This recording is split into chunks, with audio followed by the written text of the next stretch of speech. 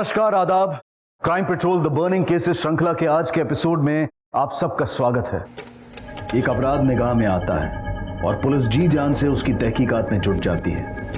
एक के बाद एक संदिग्ध सामने आते हैं और एक लंबी फहरिस्त तैयार होती है और सबूतों और गुनाहों की बिना पर आरोपियों के चेहरे तय होते हैं। जरूरत है उनके पुख्ता होने की, वरना सबूतों और गवाहों के जरा कमजोर होने से अपराधी को सजा दिलाना मुश्किल हो जाता है और वकीलों के दावपेच और चतुराई के कारण कई बार तो लगभग नामुमकिन हो जाता है।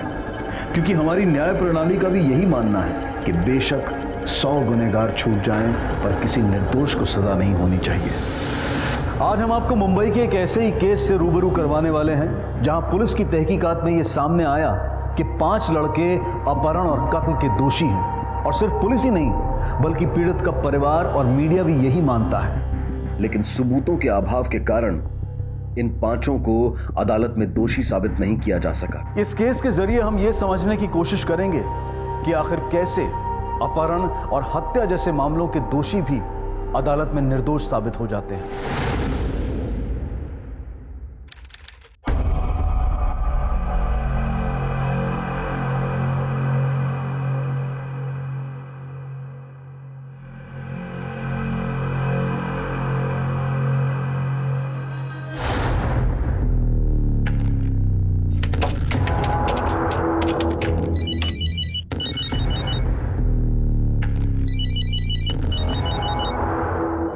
Hello boss. मुझे बहुत डर लग रहा है। आपने जो मेरी माँ के फर्जी साइन किए थे, अगर बैंक में किसी को पता चल गया तो? पता तब चलेगा जब तू डरेगा। कॉन्फिडेंस दिखा, समझा? अच्छी शक्ल लेके जाओ उधर।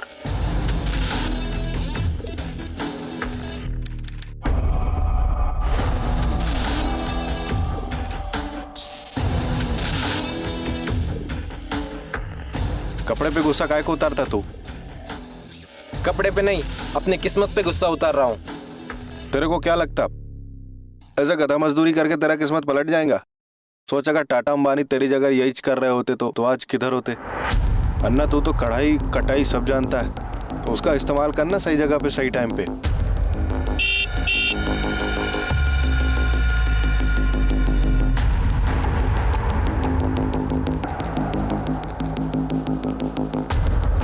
क्या बोलता है, चलेगा?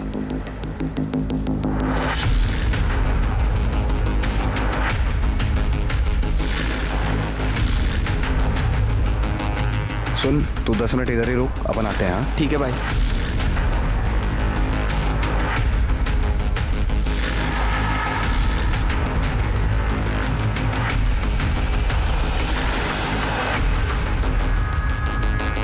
और ये गहने, सही माल हाथ लगाया आज। फटाफट इधर से निकल, चल।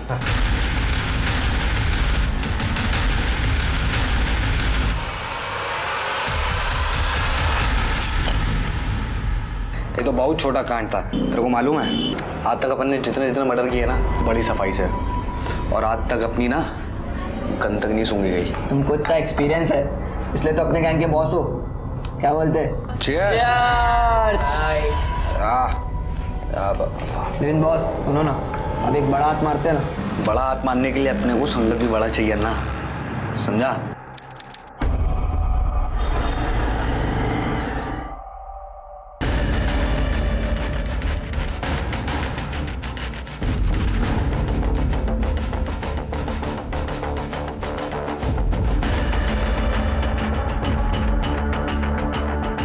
आप मुझे 1000 रुपए का दे दो।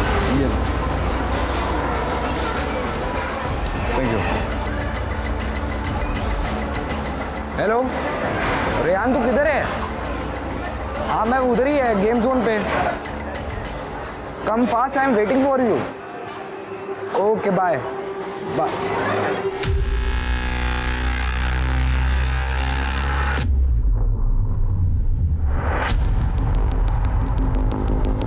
क्या बात है? क्या सफाई से मोबाइल मारा है तूने? बॉस आप ही से तो सीखा है। अच्छा, अगर एक गुनाह नजर से चूक जाए तो अपराधी की हिम्मत दुगनी हो जाती है, और यही हुआ था अरिंदम और उसके दोस्तों के साथ। पकड़े ना जाने ने मानो उनके अपराधी होने की गारंटी कर दी थी। उनके हौसले और उनकी आपराधिक महत्वाकांक्षा को बढ़ा दिया था। धोखाधड़ी, चोरी चकारी को ये पैसा कमाना कहने लगे थे। पैसे के लिए कुछ भी करने पर आमादा थे। और शायद यही वजह थी कि छोटी सी उम्र में भी ये मंझे हुए अपराधियों की तरह से पेश आ रहे थे और गुनाह के दलदल में जाने का कारण भी बेहद अफसोसजनक था।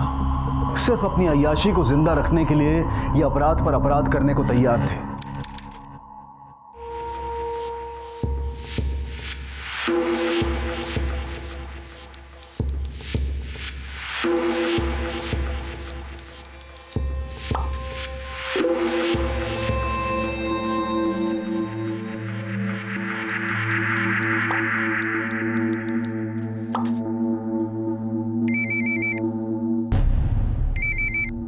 हेलो, हाँ तुम लोग किधर हो? अरे नहीं आ सकता यार, अम्मी कल ही हॉस्पिटल से डिस्चार्ज हुई है, घर से निकलना बहुत मुश्किल है।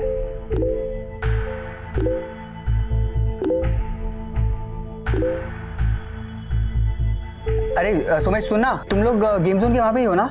हाँ ठीक है, मैं आता हूँ। हाँ ठीक है, बाय बाय।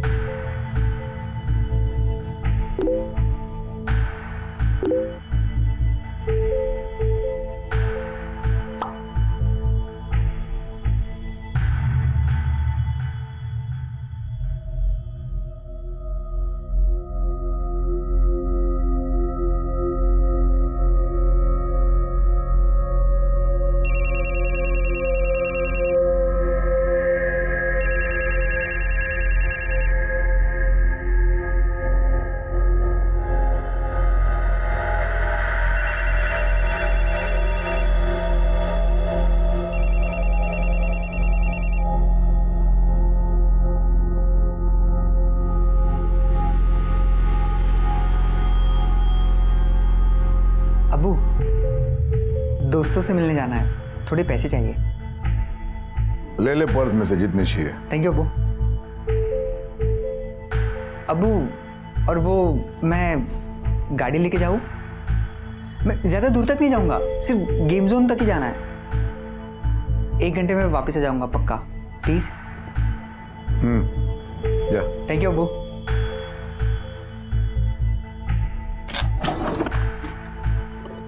कितने लूँ? जितने की जरूरत है ले ले।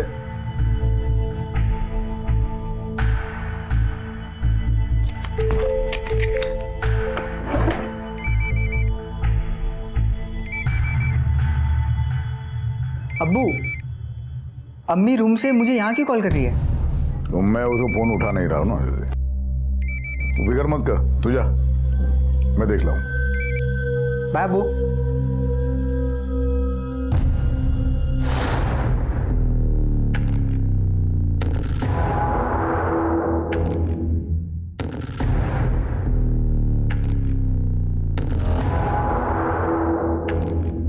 अपन बोलता है ना, अपन को किधर जाने की जरूरत नहीं, सारे शिकार अपने को इधर ही मिलने वाले हैं। आपकी सही है। हाँ ये ले, तू बना लिस्ट बना बॉस। हाँ वो विवेकानंदा का नाम भी अपने लिस्ट में डाल दो ना।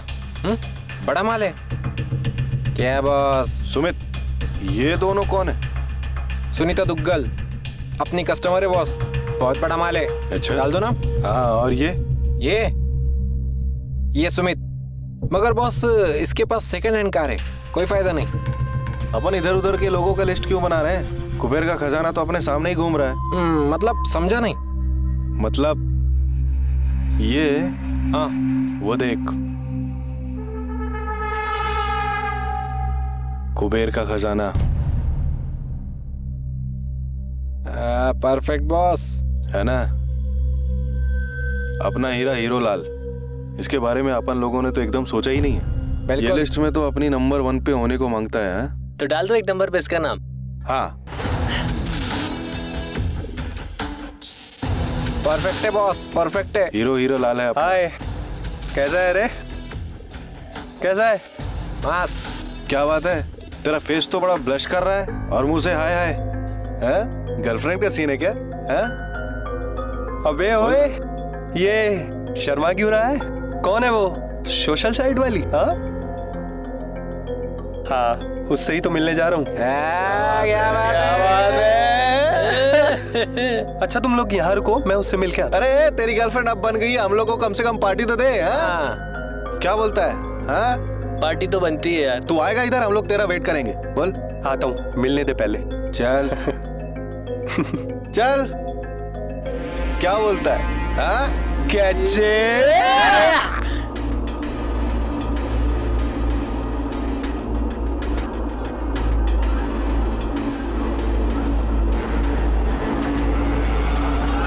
यकीन मानो, मैं सब ठीक कर लूंगा। एक मिनट, बेटा बोलो।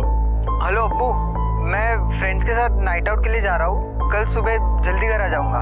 ठीक है। आदिल, क्या हुआ आदिल? आदिल बोलो, बोलो क्या हुआ?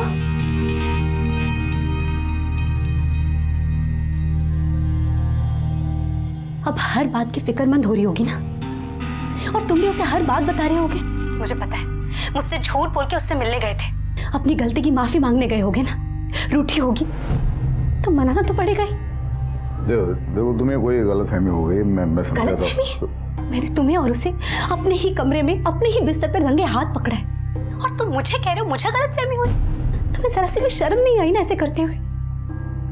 मैं तुम्हारे बच्चों की माँ हूं, तुम्हारे वजह से अस्पताल गई, लेकिन फिर भी तुम इसके साथ।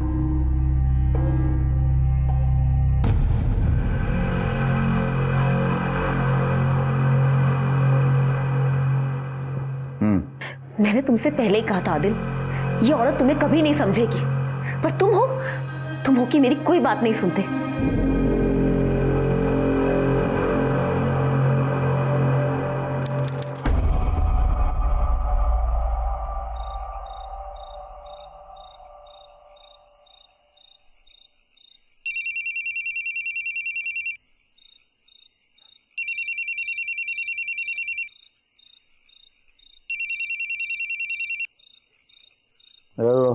तेरे बेटे को हमने अगवा कर लिया है, उसे अगर वापस देखना चाहता है तो 2 करोड़ रुपए का इंतजाम कर। क्या फोन रख।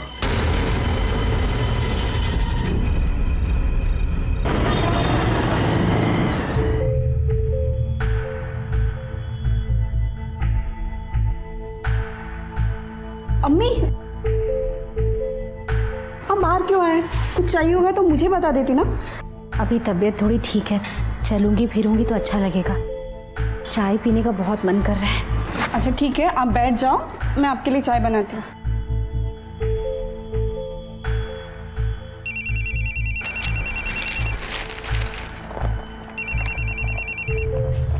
हाँ बेटा बोलो। पैसे का इंतजाम किया? कौन बोल रहा है? ये क्या वाहियात मजाक है? रियान को फोन दो। देख रिहान अब तक तो ठीक है, पर अगर 2 करोड़ का इंतजाम नहीं हुआ ना तो खराब भी हो सकता है। बकवास बंद कर। जानते हो तुम किससे बात कर रहे हो? इंट्रोडक्शन बाद में देना, पहले पैसे का इंतजाम कर। एक मिनट, मैं कैसे मान लूं कि रिहान तुम्हारे पास है? बात कराओ मेरी उससे, बात कराओ। हेलो हेलो, किसका फोन था? किस पे चिल्ला रहे थे? क्या हुआ अब्बू? उठ रहे, अपने बाप से बात कर। Hello hello. हाँ बेटा। हेलो अब्बू, अब्बू मैं रिहान हेलो। ठीक तो हो ना तुम? तुम्हारे दोस्त कहाँ हैं? ये लोग बोल रहे हैं कि तुम्हें किडनैप किया लोगों ने। अब्बू बेटा कहाँ हो तुम? हेलो।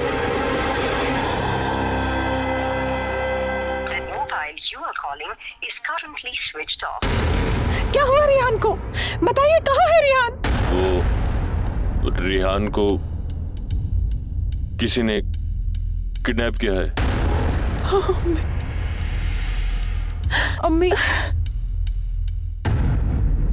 जब पहली बार आपके पास रैंसम कॉल आया तब क्यों नहीं आया आप हमारे पास? सर एक्चुअली फ़ोन रेहान के फ़ोन से आया था, तो मुझे लगा कि कोई मजाक कर रहा है। तो दोबारा जब रेहान के फ़ोन से फ़ोन आया तो मुझे कुछ शक हुआ।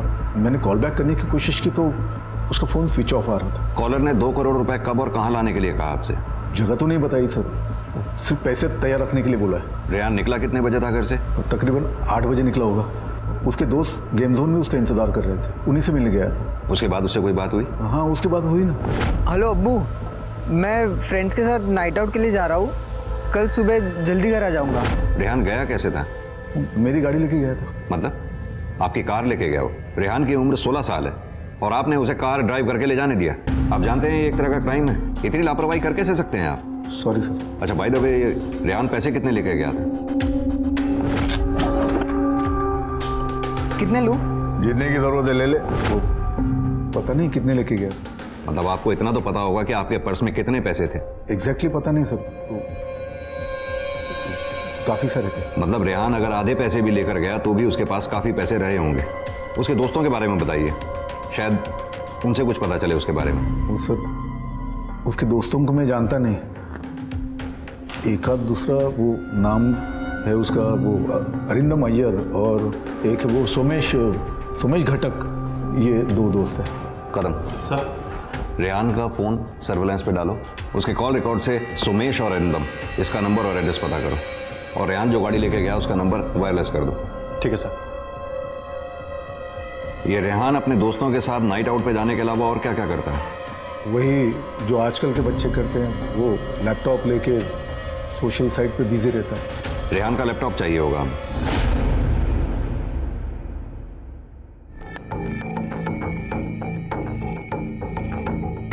सर ये देखिए, कल शाम को 7:45 को रेहान इसी सोशल साइट पर किसी परी नाम की लड़की के साथ चैट कर रहा था, और उन दोनों ने रात को 9 बजे जुहू मॉल पर मिलने को डिसाइड किया था। सर ये जो लड़की है परी, वो रेहान से इस सोशल साइट पर करीब 1 महीने पहले मिली थी, और हमेशा मिलने को सर यही इंसिस्ट किया करती थी। Sir in fact the strangest thing is कि उसने ना ही अपना कोई फ़ोटो या ना ही अपना कोई नंबर शेयर किया था। आप किसी परी नाम की लड़की को जानते हैं? नहीं सर। हो सकता है रेहान रात में इसी परी नाम की लड़की से मिलने मॉल में गया होगा। ये परी के कंप्यूटर का आईपी एड्रेस चेक करो। Sure sir. सर ये मैसेज जुहू ईस्ट में साइबर कैफे के कंप्यूटर से आया है। आदिल साहब, सेकेंड टाइम आपको जब भी रैंसम कॉल आए प्लीज हमें इन्फॉर्म कीजिएगा। जी। कदम, साइबर कैफे चलने की तैयारी करो।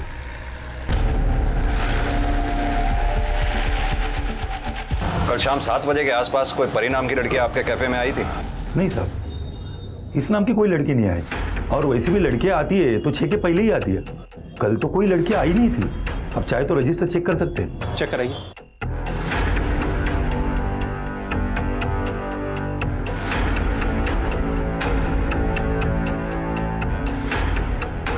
सर कल के डेट में टोटल एंट्री तो 70 लोगों की है, लेकिन इनमें से कोई लड़की नहीं है सर। इसका मतलब कोई लड़का लड़की बन के रेहान से चैट कर रहा था। सर अगर आप कहें तो इन सबसे पूछताछ करें। उसका कोई फायदा नहीं। अक्सर देखा गया है लोग अपना आईडी के तौर पे गलत नाम और एड्रेस ही लिखते हैं। वैसे भी आजकल लड़के लड़की बनकर ही लड़कों से चैट कर रहे हैं, बेवकूफ बना रहे हैं उन्हें। साल 2008 तक सोशल साइट्स पर नकली अकाउंट बनाकर बेवकूफ बनाने का खूब चलन था। साइबर कैफे भी अच्छी खासी तादाद में थे, और तब तक साइबर कैफेज में कस्टमर की फोटो आईडी लेने का कानून भी नहीं बना था। सिर्फ अपना नंबर और नाम देकर साइबर कैफे को इस्तेमाल करने की अनुमति मिल जाती थी, और इसी कारण से साइबर कैफे के जरिए क्राइम रेट बढ़ रहा था। बढ़ते हुए आपराधिक मामलों को देखकर सरकार ने साइबर कैफे में इंटरनेट के इस्तेमाल पर कड़े कानून बनाए, जिनका पालन करना साइबर कैफे के मालिक और ग्राहक दोनों के लिए बहुत जरूरी था। अब सरकारी तौर पर मान्य पहचान पत्र के बिना साइबर कैफे में इंटरनेट का इस्तेमाल करना गैर कानूनी हो गया है, और अब ऐसी जगहों पर तो सीसीटीवी लगाना भी अनिवार्य है। ये एक कोशिश है साइबर क्राइम पर नजर रखने की, उसे रोकने की। सीसीटीवी भी नहीं है वहां पर। सर, रेहान के पिता ने जो 2 दोस्तों का नाम बताया था, कॉल रिकॉर्ड के हिसाब से दोनों का पता चल गया है। जो अरिंदम है वो जुहू में रहता है, और सोमेश कांदिवली में रहता है। कदम सर, इन दोनों से मिलना पड़ेगा। ठीक है सर। इसके पास रोको। अरे सुनो, यहाँ आसपास कोई प्रसाद मिस्त्री रहता है क्या? बस बस बस।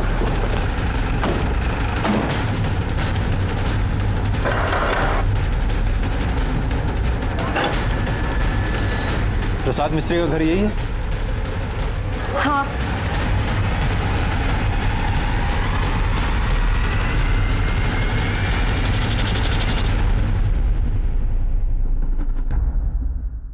हाँ सर बोलिए। अरिंदम कहाँ है? अरिंदम? हाँ हाँ अरिंदम। सर अरिंदम तो यहाँ पे नहीं रहता। 1.5 साल पहले वो यहाँ पे कॉल सेंटर में काम करता था, तभी हमारे घर में पेइंग गेस्ट था। लेकिन अभी वो कहाँ पे रहता है मुझे कुछ पता नहीं। बल्कि सर हम खुद परेशान हैं उससे। परेशान क्यों? सर रोज बैंक के आदमी हमारे घर के चक्कर काटते हैं, पता नहीं उसने किस किस बैंक से लोन लेके रखा था। रेहान अपहरण केस अब एक हाई प्रोफाइल केस बन चुका है। आदिल खान जो कि मुंबई की अपर मिडिल क्लास फैमिली से बिलोंग करते हैं, अपहरणकर्ताओं ने उनसे रेहान की जान की कीमत 2 करोड़ रुपए रखी है। पुलिस का मानना है कि इस केस में परी नाम की लड़की का हाथ हो सकता है, क्योंकि रेहान 8 अगस्त की रात को रात 8 बजे परी नाम की लड़की से मिलने के लिए ही घर से बाहर निकला था, जो कि वापस नहीं लौटा है। पुलिस की तहकीकात जारी है, जल्द ही नए खुलासे होने की उम्मीद है।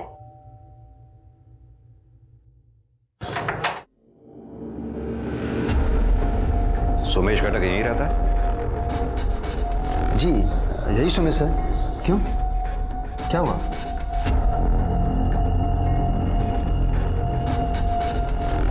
सुमेश रेहान कहाँ है? सब मुझे नहीं पता वो कहाँ है। मैंने भी अभी न्यूज़ में देखा कि वो किडनैप हो गया है। कल रात रेहान तुम्हारे साथ था?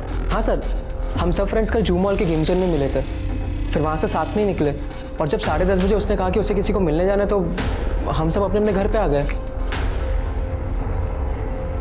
ये सुमेश कल रात कितने बजे घर आया था? सर सुमेश कल रात में 11 बजे घर आ चुका था, क्योंकि 11 बजे के बाद बाहर जाना उसका अलाउ नहीं है, और सुबह उसकी म्यूजिक क्लास होती है। पर सुमेश से रेहान के बारे में सुना है, काफ़ी अच्छा लड़का था वो। उसी रेहान की किडनैपिंग के बारे में बात करने आए हैं आपसे। कल रात रेहान कितने बजे आया था मॉल में? सब 8:30 के आसपास आया था। तो तुम्हारे अलावा किसी और से भी मिला था मॉल में? हाँ सर, वो 9 बजे किसी लड़की को मिलने गया था। तुम लोग भी मिले थे उससे? वो अकेले ही मिलने गया था और आधे घंटे में वापस आ गया था। वापस आकर उसने कुछ बताया तुम्हें? हाँ सर, वो बोल रहा था कि कोई सोशल साइट पे उसकी कोई दोस्त बनी है, उसी को मिलने गया था। उसके बाद? उसके बाद हम सब वहाँ से निकल गए सर। हम सब मतलब? सर रियान को मिलाकर हम 6 लोग थे, और 10:30 बजे जब रियान ने कहा कि उसे किसी को मिलने जाना है तो हम सब अपने अपने घर पे आ गए। अपने उन बाकी 4 दोस्तों के नंबर और एड्रेस तो होंगे ही तुम्हारे पास? सर दोस्त से तो होंगे ही ना, अभी देता हूँ।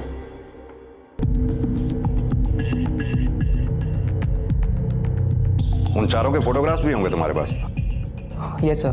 कड़े सर डिटेल्स ले लो उनसे। Okay sir. और हाँ, जब तक ये केस सॉल्व ना हो जाए ये शहर छोड़कर जाना नहीं कहीं। ठीक है।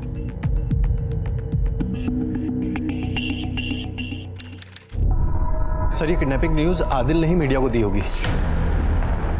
आदिल साहब, आप इतनी बड़ी बेवकूफ़ी कर कैसे सकते हैं?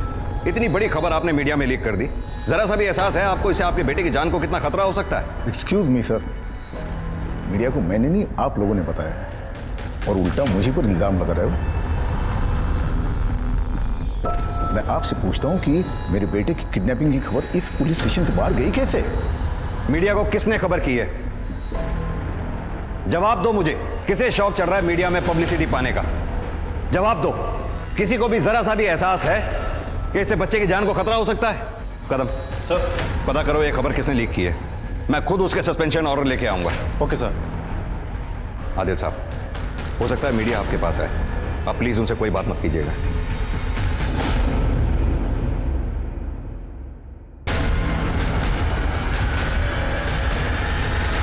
सुमित और अरिंदम कल रात 11 बजे घर पे आ गए थे। आपका बेटा काम क्या करता है? साहब ये टेलर है, इसकी मालवनी में खुद की दुकान है। अच्छा, तो टेलरिंग शॉप से इतनी कमाई हो जाती है कि वो रोज किसी महंगी जगह जाके उड़ा सके?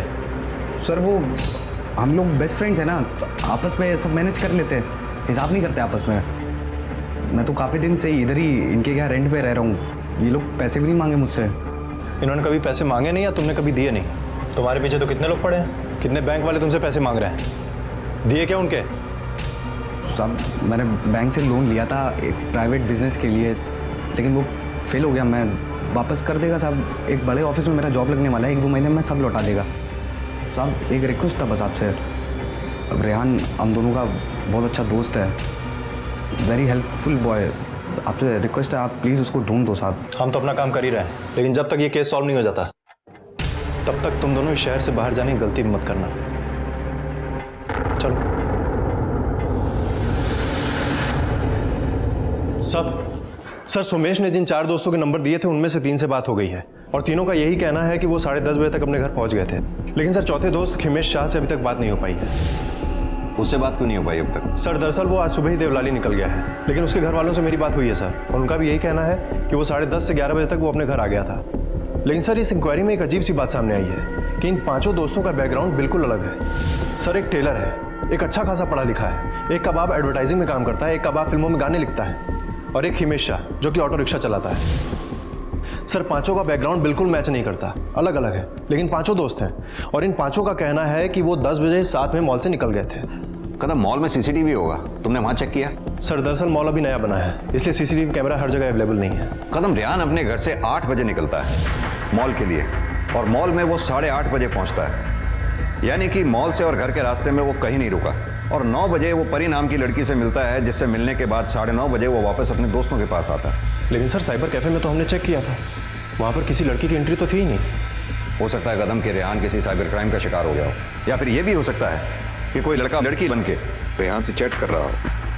रेहान जब 9 बजे परी से मिलने गया, हो सकता है उसे जब ये पता चला हो कि वो लड़की नहीं लड़का है, रेहान को गुस्सा आया हो, और अपने दोस्तों से अलग होने के बाद वो वापस उसके पास गया हो गुस्से में, और उसी ने उसका किडनैप किया हो।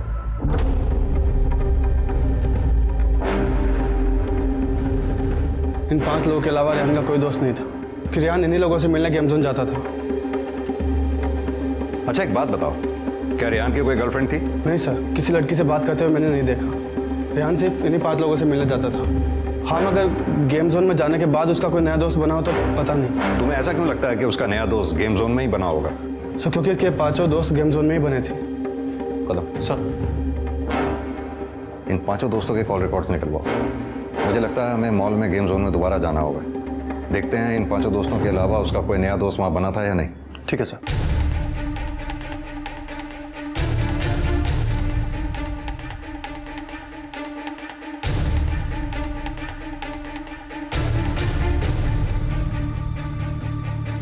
सुनो, ये इस लड़के को पहचानते हो? हाँ सर, मैंने इसे कई बार देखा है यहाँ पर। अरे सुनो, हाँ इस लड़के को पहचानते हो? हाँ, ये तो रेहान है। क्या हुआ सर? चलो मेरे साथ। 8 अगस्त की रात 10 बजे रेहान इस मॉल से निकला था, तब से लेकर अब तक गायब है। किसी ने इसे किडनैप कर लिया है। सर जब मैं कल देर रात को यहाँ पे आया था तो रेहान अपने 4-5 दोस्तों के साथ वहाँ पे खेल रहा था। सर इन 5 दोस्तों की लोकेशन 8 अगस्त की रात 10 बजे रेहान की लोकेशन से मैच करती है। लेकिन सर कमाल की बात यह है कि उसी रात 10:30 बजे इन 5 दोस्तों का फोन एक साथ स्विच ऑफ हुआ है। कदम, इन 5 दोस्तों का फोन एक साथ स्विच ऑफ होना इत्तेफाक नहीं हो सकता। इसका मतलब इन सब की प्लानिंग थी। उठा लाओ 5 को। जी आप? अरे क्या? अरे सब कहाँ ले जा रहे हैं मेरे बेटे को? इसका बैंड बजाने ले जा रहे हैं, और तेरा भी बजाएंगे। तूने पुलिस से झूठ बोला ना कि कल 11 बजे ये घर पे आ गया था। पुलिस को गुमराह करने के लिए तुझे भी जेल जाना पड़ेगा। जल्दी ले चल इसको।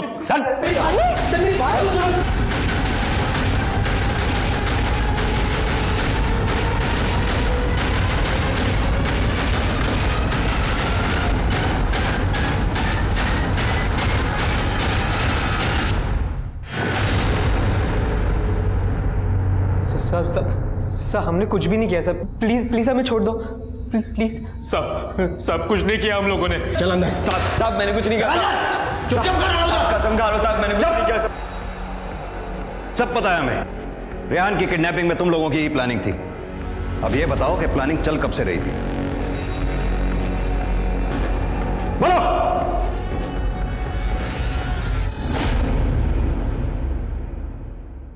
पूछताछ में पता चला कि रेहान की हत्या हो चुकी है, और वहीं दूसरी तरफ सोशल मीडिया पर लोग परी को नफरत भरे मैसेजेस भेज रहे थे, जिससे तंग आकर परी ने अपने अकाउंट पर लिखा कि वो कातिल नहीं है, और अगर उसे मानसिक वेदना दी गई तो वो आत्महत्या कर लेगी। और बाद में परी ने अपना अकाउंट डिलीट कर दिया। पुलिस परी तक कभी पहुंच ही नहीं पाई। और वहीं 10 अगस्त 2008 को रेहान के सोशल मीडिया अकाउंट से किसी ने उसके सारे वीडियोज और फोटोग्राफ्स डिलीट कर दिए। तमाम बाधाओं के बावजूद पुलिस ने इन 5 से काफी कुछ उगलवा लिया था। सबूतों, गवाहों और इनके बयान के आधार पर पुलिस ने कोर्ट में चार्जशीट फाइल की। पुलिस को पूरा यकीन था कि सबूतों और गवाहों के आधार पर वो इन 5 को दोषी साबित करेगी और सजा भी दिलवा पाएगी। पर क्या वाकई ऐसा हुआ? क्या सबूत और गवाह इस निर्मम हत्या को साबित कर पाए? सुनवाई अपने आखिरी चरण में थी और इस बहुचर्चित केस के फैसले का सबको इंतजार था। इंस्पेक्टर, आप ये कैसे कह सकते हैं कि रेहान का खून इन पांचों ने किया है? बोलो, कहां है रेहान?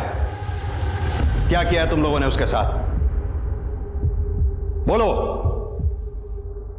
देखो, यहां अगर सच बोल दोगे तो हो सकता है तुम लोगों की सजा कुछ कम हो जाए, वरना सबूतों और गवाहों के आधार पे कोर्ट में तो यह साबित हो ही जाएगा कि रेहान की किडनैपिंग में तुम ही लोगों का हाथ है। फिर किसी तरह की मदद की उम्मीद मत रखना।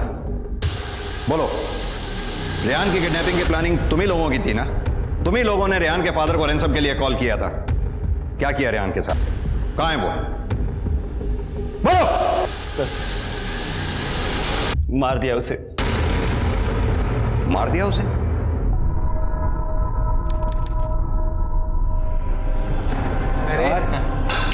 हाँ, मिला है गर्लफ्रेंड से? हाँ। अरे वो सब छोड़, लड़की कैसी लगी? ए सुमेश, ऐसे किसी के पर्सनल लाइफ के बारे में नहीं बोलते। सेलिब्रेशन होता है ना। मुंबई का भाई कौन? मुंबई का डॉट कौन?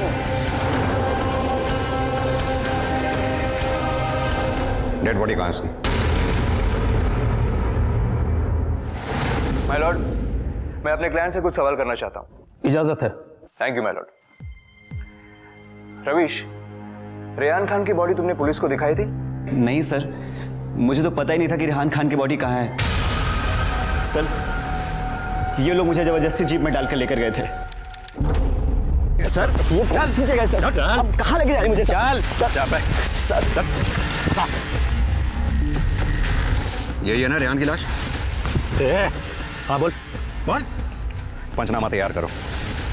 अभियुक्त रवीश कारिया हमें रेहान की लाश तक खुद लेकर आया और उसकी शिनाख्त की।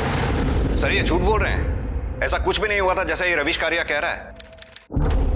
हमें सब पता है, तुम लोगों ने रेहान की किडनैपिंग का प्लान गेम जोन में बैठ के किया था और तुम सब जानबूझकर रेहान के साथ मॉल से निकले थे। तू बॉस है ना इनका? चल तू ही बता, उस दिन रात 10:30 बजे तुम लोगों ने एक साथ मोबाइल स्विच ऑफ किया था, उसके बाद क्या हुआ? रेहान हमारे साथ लॉन्ग ड्राइव पे जाने के लिए तैयार हो गया था और रेहान अपने पापा को फ़ोन करके बता दिया। हेलो अब्बू, मैं फ्रेंड्स के साथ नाइट आउट के लिए जा रहा हूँ, कल सुबह जल्दी घर आ जाऊँगा। फिर रास्ते में से सुमेश नींद का दवा ले लिया था और बियर में मिलाकर देशमुख रोड तक आते आते रेहान बेहोश हो गया था। फिर अगली सुबह मैं रेहान के पापा को फ़ोन किया, वो दूसरी बार रेहान से बात करने के लिए बोले। फिर हम लोग को रेहान को होश में लाना पड़ा और उसके डैडी से बात भी कराए।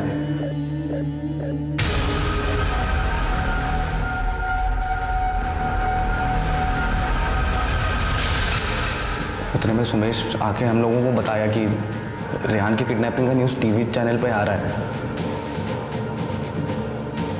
हम लोगों को कुछ समझ में नहीं आया, साहब कोई और दूसरा रास्ता दिखा नहीं। मैं सुमेश को बोला रस्सी लाने के लिए और सर, उसके बाद ये पांचों हमें मर्डर स्पॉट पर लेके गए और ये रवीश कारिया सबसे पहले रेहान खान की बॉडी के पास यही हमें लेके गया था।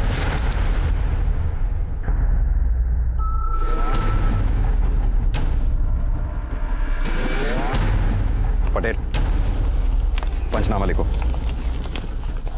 अभियुक्त रवीश कारिया और उसके बाकी के 4 दोस्त रेहान खान की लाश तक हमें लेके आए और इन पांचों ने रेहान खान की लाश की शिनाख्त की। रेहान की गाड़ी और कपड़े कहां हैं?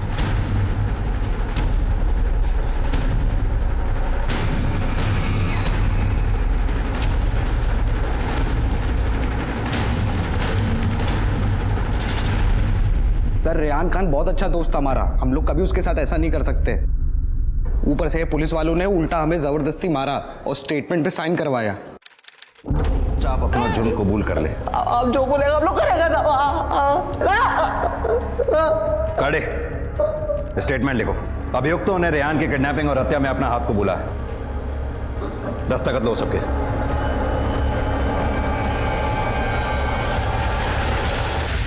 सर, ये झूठ बोल रहे हैं। सर, ना हमने किसी को डराया है, ना धमकाया है और ना ही किसी से जबरदस्ती सिग्नेचर कराए हैं, बल्कि इन पांचों ने रेहान खान की किडनैपिंग का प्लान बनाया था। इसका गवाह है हमारे पास। गवाह को पेश किया जाए।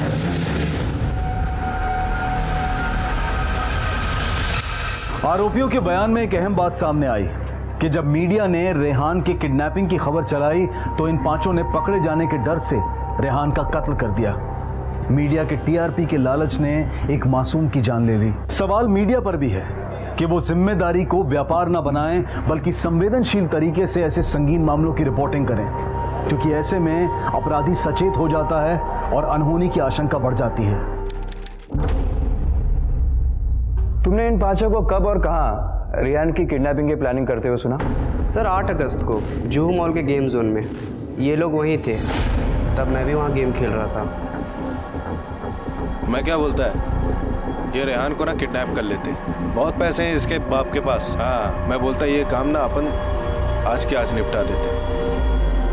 फिर 10 अगस्त को जब मैंने गेम जोन में पुलिस को इंक्वायरी करते देखा तो मुझे लगा कि रेहान का सच में किडनैप हो गया है। जब तुमने इनकी किडनैपिंग का प्लान सुना तब वक्त क्या हुआ होगा? तकरीबन 9:30 बजे होंगे, क्योंकि मैं 8:30 बजे गेम जोन गया था और 15-15 मिनट के 4-5 गेम खेल चुका था। गेम जोन जैसी जगह पे 9:30 बजे तो बहुत भीड़ होती है, ऊपर से उस दिन शनिवार भी था, तो ज़्यादा भीड़, ज़्यादा शोर शराबा होगा नहीं? हाँ सर, क्राउड और शोर तो था। अच्छा, जहाँ तुम खड़े थे उसके बीच कितनी फीट की दूरी थी? 5 फीट की होगी। और उस 5 फीट की दूरी में तुम्हारे साथ बीच में भी काफ़ी लोग होंगे जो जाहिर है आपस में बात कर रहे होंगे, तो तुमको उनकी कुछ बातें याद है? इसका जवाब तुम्हारे पास नहीं है, क्योंकि तुम सिर्फ उनकी बातें सुन रहे थे। और अगर रियान के किडनैपिंग के बारे में तुम्हें पता चल गया था तो फिर रियान को जाके क्यों नहीं बताया? मतलब तुमने तय कर लिया था कि पुलिस पहुंचने के बाद तुम बताओगे। सर मुझे नहीं लगा कि ये रेहान। मैं बताता हूं तुम्हें क्या लगा। गवाही देकर तुम लाइमलाइट में आना चाहते थे। माय लॉर्ड, मेरी आपसे दरख्वास्त है कि इसकी गवाही पर बिल्कुल भी विश्वास ना किया जाए। That's all my Lord. My Lord, murder spot जहां इन पांचों ने रेहान खान की डेड बॉडी को फेंका था, उस जगह का एक विटनेस है हमारे पास जिसने इन पांचों को रेहान के साथ देखा था। दीपेश नाम है उसका। अगले गवाह को पेश किया जाए। आपका नाम दीपेश नाग है? जी। इंस्पेक्टर, ये आई विटनेस आपको कहाँ मिले? बैठिए, बताइए क्या बताना चाहते हैं।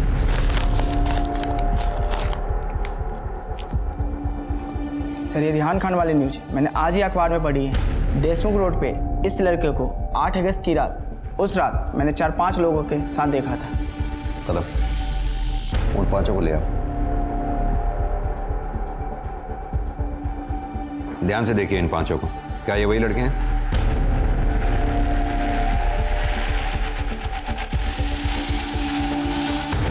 हाँ सर, यही थे। आपने इन्हें ही मौका वारदात पर देखा था?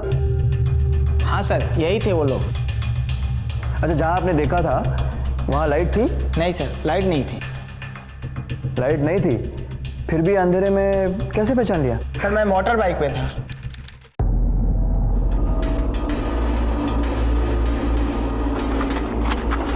ये लोग उसे झाड़ियों की तरफ लेके जा रहे थे। तुमने रेहान की लाश देखी थी? नहीं सर। अच्छा, ये बताइए वहां कितने लड़के थे? क्या हुआ, कुछ प्रॉब्लम है?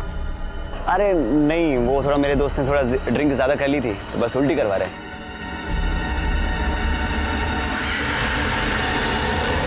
चार, शायद 5। नहीं सर, 4 थे।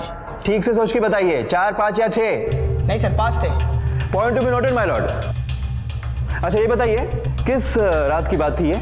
8 अगस्त की रात थी। 8 अगस्त।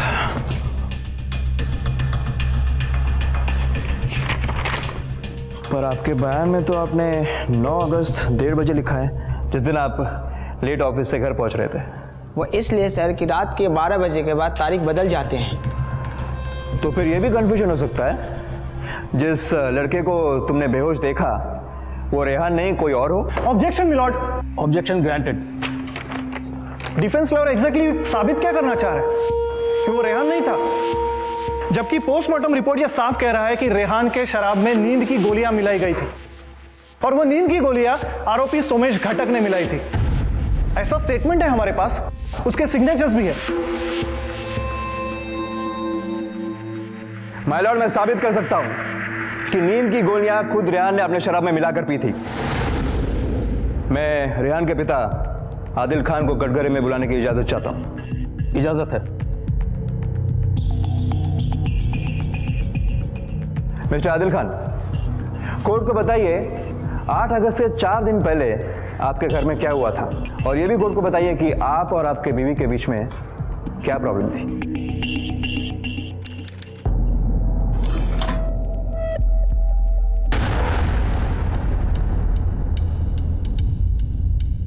सुहाना,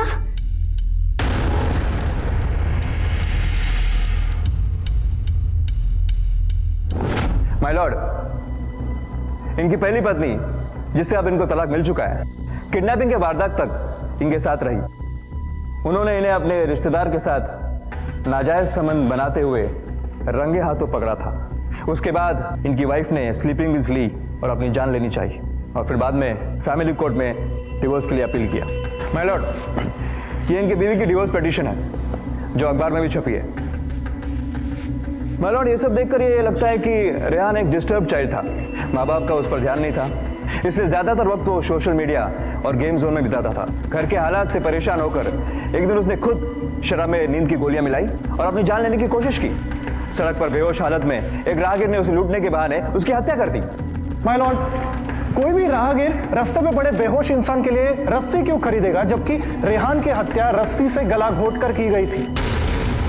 इस बात को साबित करने के लिए कोई गवाह है तुम्हारे पास? Yes my Lord. गवाह को पेश किया जाए। ये रस्सी आपके दुकान से खरीदी थी? जी। किसने खरीदी थी?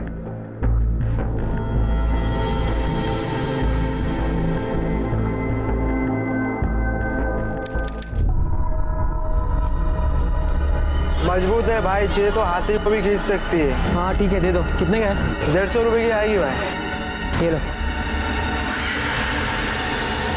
आप दुकान में कहाँ पर बैठते हैं? जी, कैश काउंटर पे। कैश काउंटर से कस्टमर्स को देखते हैं कि गले को भी देखते हैं? जी नहीं, बिल्कुल देखता हूँ। अच्छा ये बताइए, अंदाजन दिन भर में कितने कस्टमर्स आपके दुकान में आते हैं? तकरीबन 200-250 आते हैं। और उनमें से आदमी और महिलाएं कितनी होती हैं? ये मैं कैसे बोल सकता हूँ, फिर भी आधे आधे आते हैं। तो उन आधे आधे में से आपको ये चेहरा याद है? जी बिल्कुल याद है। वो ब्राउन टी शर्ट वाला लड़का है ना, वही है। अच्छा, मतलब 200-250 लोगों के चेहरे आपको याद है। तो बताइए किसने क्या खरीदा था और किसने क्या नहीं खरीदा था? जी ये मैं कैसे बोल सकता हूँ। State versus Arindam and others के केस में पुलिस द्वारा पेश किए गए तमाम सबूत और गवाहों को मद्देनजर रखते हुए यह अदालत इस नतीजे पर पहुंची है कि सरकारी वकील अपना पक्ष साबित नहीं कर पाए। इसलिए अदालत अरिंदम अय्यर, सोमेश, रवीश, खीमेश और सुमित काले को बाइज्जत बरी करती है और यह हुक्म देती है कि इन्हें जल्द से जल्द रिहा किया जाए। इस बहुचर्चित केस में ये पांचों इसलिए निर्दोष साबित हुए क्योंकि सरकारी वकील अदालत में इन पांचों के खिलाफ कत्ल और अपहरण के केस को साबित नहीं कर पाए। लेकिन रेहान के पिता आदिल खान ने उम्मीद नहीं छोड़ी और महाराष्ट्र सरकार के साथ साथ उन्होंने भी निचली अदालत के इस फैसले को हाई कोर्ट में चुनौती दी। रेहान खान के इस केस से हम सभी माता पिता सबक लें और अपनी जिम्मेदारी को समझें। अपने काम में मसरूफ रहें, लेकिन थोड़ा वक्त अपने बच्चों को जरूर दें। इस बात का ध्यान रखें कि वो किसे अपना दोस्त बना रहे हैं, किन चीजों को अपना वक्त दे रहे हैं। कहीं कोई गलत दिशा उन्हें अपनी ओर आकर्षित तो नहीं कर रही है। कहीं ऐसा ना हो कि जिन राहों पर वो आगे चल रहे हैं और आपसे ज्यादा जिन्हें अपना हमदर्द समझ रहे हैं, वो उन राहों पर उन्हें आपसे दूर ले जाएं। अपने बच्चों के दोस्त बने, उनकी छोटी से छोटी बात को समझने की कोशिश करें, उनके दोस्तों को जानें और अगर कहीं भी कुछ संदिग्ध नजर आए तो बच्चों को समझाने की कोशिश करें।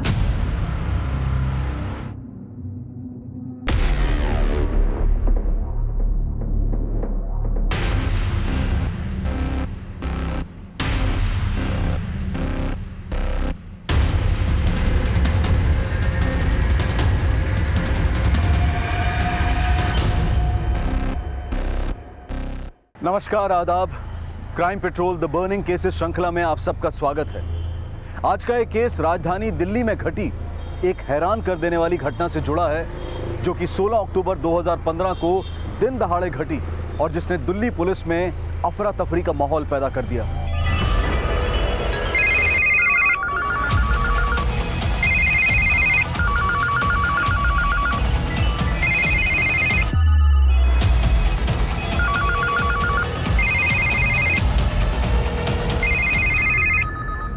एक एटीएम वैन, नोटों से भरे संदूक, एक फरार ड्राइवर, मीडिया की ब्रेकिंग न्यूज। दिल्ली पुलिस की 36 टीम्स खंगाल रही थी पूरी दिल्ली को, क्योंकि लूट 1 नहीं, 10 नहीं, बल्कि पूरे 22 करोड़ की थी।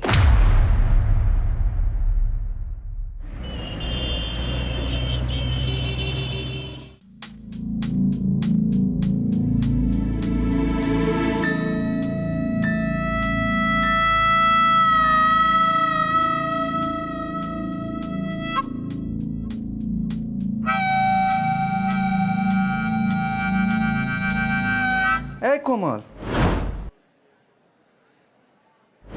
अरे उठोगी? अरे हमारा तौलिया कहाँ है?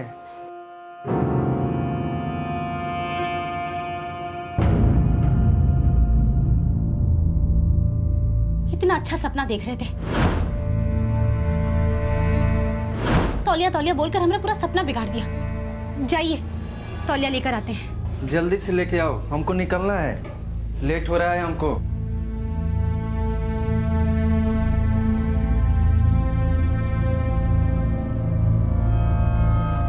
कोमल, है कोमल। अरे का हुआ? ये लीजिए तौलिया। अरे तुम हमारा ब्रश बाल रंगने में इस्तेमाल की? ये देखो तो कितना काला लगा हुआ है। हाँ, इस्तेमाल किए ताकि तुम अपने लिए नया ब्रश ले लो। अरे देखो जरा, पूरा का पूरा गंजा हो गया और साल भर से रगड़ रहे हो। अरे कहाँ गंजा हुआ है? अभी तो इतना बाल बाकी है, इससे तो हम 2-3 महीने और निकाल लेते। 20 रुपए का ब्रश नहीं खरीद सकते तो ब्रश करने का जरूरत का है? ऊपर वाले ने 10-10 उंगली दिया है ना, उसी से दांत रगड़ लिया कीजिए। अरे अब तो इसी से काम चलाना पड़ेगा ना, ये तो किसी काम का रहा नहीं। अरे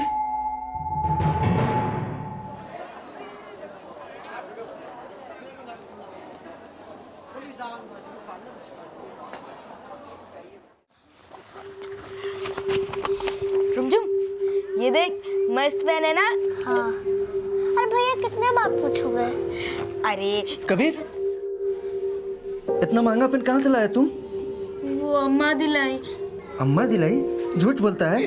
नहीं। चोरी की स्कूल में? नहीं जो... अरे जब वो बोल रहा है कि अम्मा दिलाई है तो काहे के लिए उसको चोर बोल रहे हैं आप? अरे लेकिन इतना महंगा पेन तुम दिलवाई कहाँ से? पता है 50 से 55 का होगा ये। जानते हैं निवेश जी, हम भी घर का काम करते हैं और इतना कमा लेते हैं कि बच्चों को कुछ दिला पाए, और उनका जी मारने का ना हमारा जरा भी इच्छा नहीं करता है।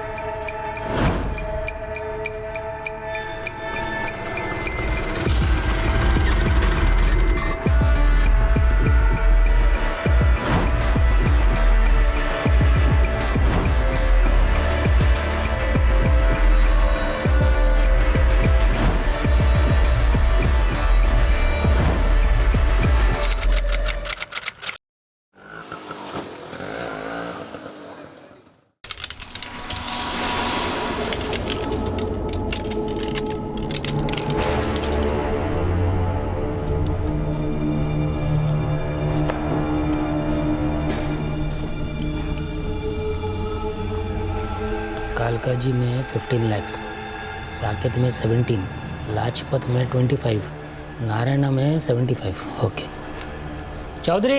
Yes sir. ये आज का लिस्ट है, कौन सा आइटम में कितना पैसा डालने का उसका, इसको स्कैन करके जेनिथ एजेंसी को ईमेल करो।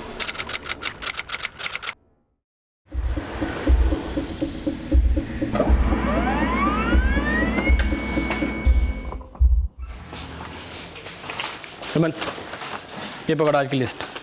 50 ATM है, 29 करोड़ भरना है। पता है ना कैसे करना है?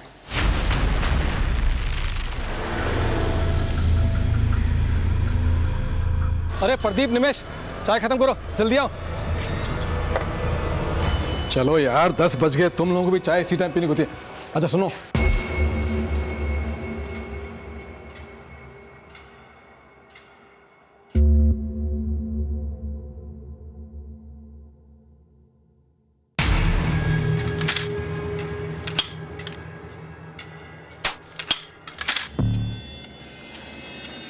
आ गए तुम लोग? अच्छा गन लोडेड है ना? और सुनो लॉक लगा के रखना, ठीक है? चलो निकलो। अच्छा प्रदीप सुन, तेरे साथ आज ड्राइवर निमेश रहेगा। अच्छा ठीक है, रूट कौन सा है आपने? रूट कोई भी हो, लेकिन तेरी वैन में कैश ज़्यादा होगा, ठीक है?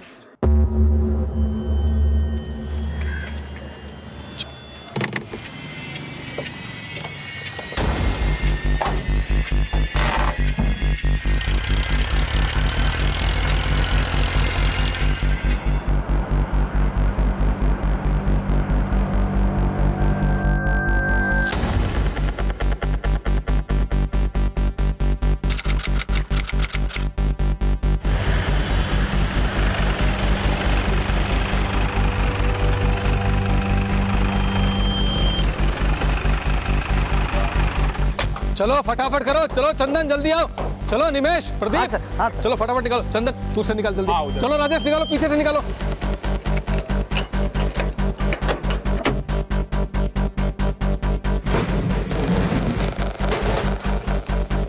Hello Narayan sir, good morning. Cash ready? Counting हो रहा है, आप पेटी अंदर मंगवा लो। ओके।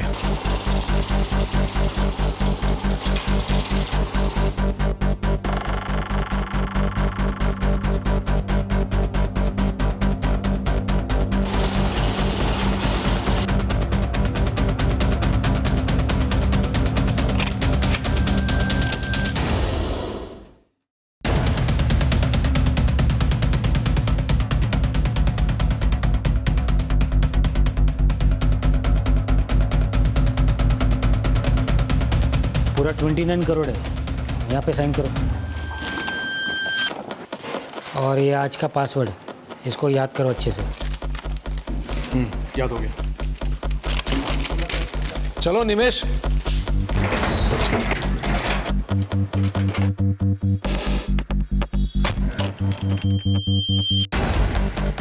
क्या हुआ, सही से लॉक किया है ना? हाँ सर, हो गया। चल चल फटाफट चल। क्या हुआ प्रदीप, ठीक से किया ना लॉक? सुन प्रदीप,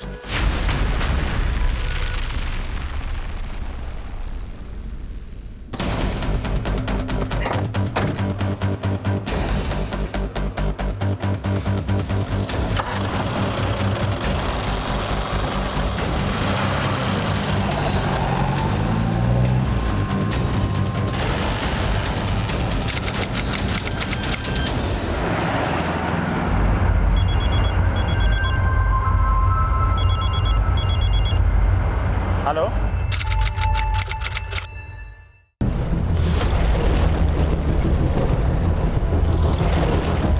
चंदन गाड़ी रोक, तू निकल।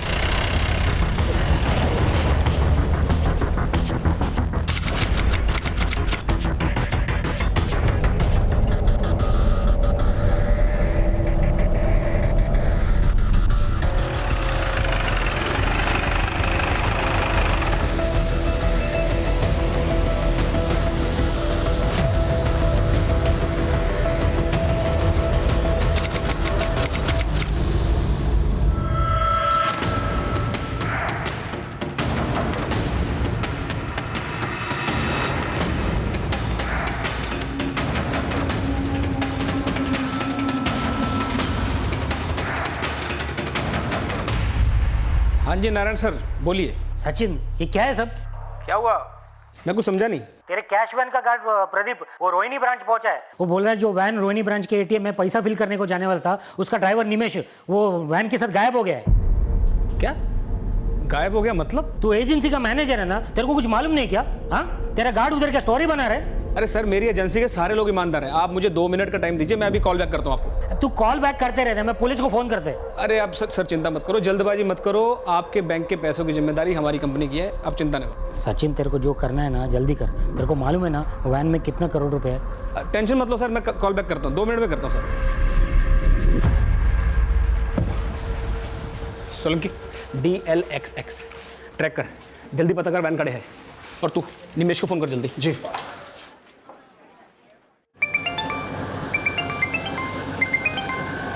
हाँ सचिन भाई। हाँ हेमंत सुन, मैं क्या बोल रहा हूँ। सर फोन नहीं मिल रहा, आउट ऑफ कवरेज है। अरे तो दोबारा ट्राई करना। हिम्मत होल्ड कर। जी सचिन भाई। जल्दी कर। वैन रिठाला हाईवे के पास है सर।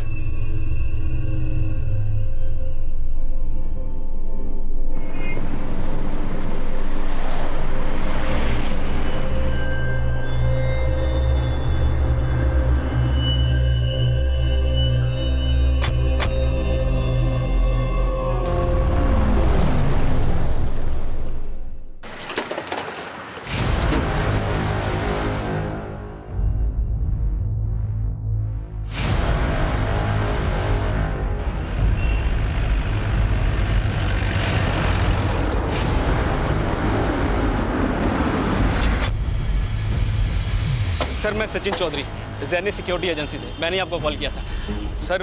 यही वो वैन है जो कैश फिल करने के लिए निकली थी सर, पर ये वैन तो है पर ड्राइवर और कैश दोनों गायब हैं।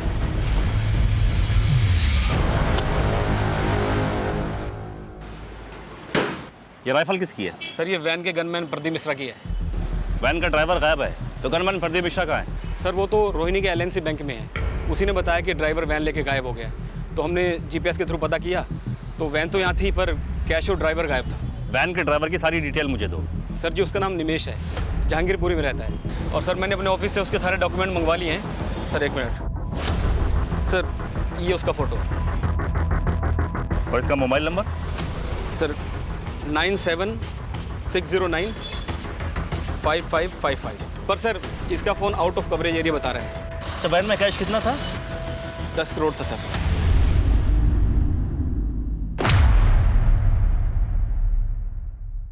सर हम और निमेश पांडे करीब 12 बजे के आसपास राजेंद्र नगर से निकले थे। ये कैश वैन लेकर के हम लोग को यहीं रोहिणी ब्रांच में आना था, लेकिन करीब पौने 2 बजे के आसपास जब मंगोलपुरी पहुंचे तो हमको बहुत ज़ोर से पेशाब लगा, तो हम निमेश को बोले गाड़ी रोकने के लिए।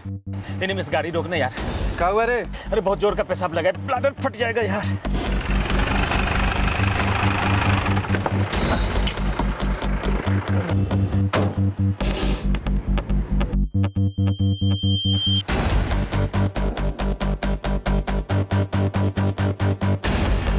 सर जैसे ही हम पेशाब करके लौटे तो देखे गाड़ी वहाँ था ही नहीं। फिर हम निमेश को फ़ोन किए। हम फ़ोन किए तो बोला कि वो नो एंट्री में खड़ा किया था गाड़ी, तो हवलदार आकर के वहाँ से भगा दिया। तो वो यू टर्न मार करके फिर वापस आ रहा है, लेकिन सर वो आया ही नहीं। फिर उसका फ़ोन भी बंद बता रहा था। फिर हम भाग के ब्रांच में आए और मैनेजर सर को सब घटना बताए। तू तो उस वैन का गनमैन था, फिर तूने उस ड्राइवर के भरोसे वो वैन ही नहीं बल्कि अपनी राइफल भी छोड़ दी, क्यों? सर पेशाब इतना जोर से लगा था कि क्या बताएं, बुद्धि मर गई थी हमारी। लेकिन हम कभी ऐसा नहीं सोचे थे कि निमेश पर गाड़ी लेके भाग जाएगा। सोचे नहीं थे? हाँ, या अभी सोच सोच के बोल रहा है? नहीं सर, सही बता रहे हैं हम तो उसको बहुत ही ईमानदार समझते हैं। सर कोई भी गार्ड अपना ही राइफल ऐसा कैसा वैन में छोड़ सकता है? और मुझे तो ये जानकर हैरान नहीं हुआ कि वैन में खाली ड्राइवर और गार्ड था, वैन का कस्टोडियन हेमंत नहीं, जबकि हर कैश वैन में कस्टोडियन का होना कंपलसरी है। लेकिन एजेंसी के मैनेजर ने तो हमको इस बारे में कुछ नहीं बताया। सर जब मैंने उसको फ़ोन किया उसको ये तक नहीं मालूम था कि उसका ड्राइवर निमेश वैन के साथ गायब है। क्या गायब हो गया मतलब? सर आई थिंक ये 10 करोड़ गायब करने में ये ड्राइवर निमेश के अलावा एजेंसी का मैनेजर सचिन, कस्टोडियन हेमंत और वो गार्ड प्रदीप तीनों इन्वॉल्व है सर। जेनिथ सिक्योरिटी एजेंसी की कैश वैन जो दिल्ली नॉर्थ जोन में LNC बैंक के ATM सेंटर्स में कैश भरने के लिए निकली थी, वो संदिग्ध अवस्था में दिल्ली के रिठाला इलाके में पाई गई और जिसमें मौजूद कैश के ट्रंक्स गायब थे और वैन के ड्राइवर निमेश पांडे को कैश के साथ फरार माना जा रहा था। लेकिन निमेश पांडे वाकई इस लूट का अपराधी था या फिर वो पीड़ित था, ये सामने आना भी बाकी था।